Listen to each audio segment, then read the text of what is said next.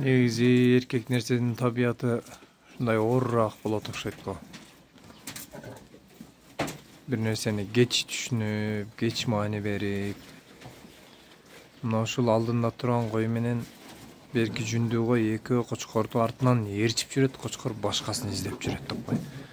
Анчанын арасынан дагы чыгып калабы деп ойлоду окшойт го. Эки кой дагы жөн турбай акыры аркасынан ээрчип жүрүп, кочкордун көңүлүн өзүнө бурду. Байкуш эки кой артынан ээрчип жүрөт. Алдын тосот, кочкор карабай башканы издейт. Ай жашооңор, ай жашооңор. Артынан ээрчип жүрүшөт бечаралар. Öyle.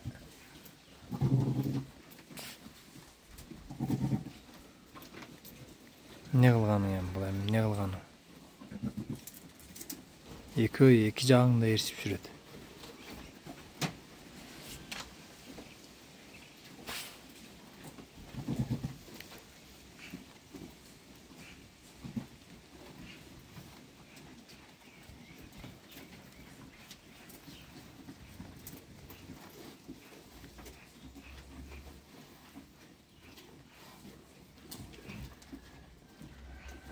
Башкала бир ордунда турган эме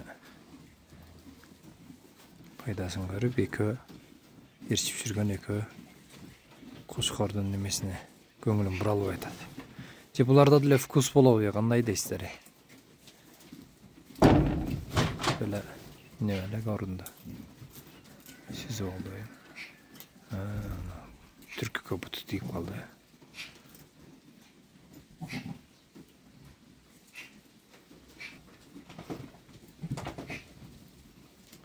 Ушул кой сатылат. Мына кулагында төгөрөк биркасы бар. Эки тиш кой.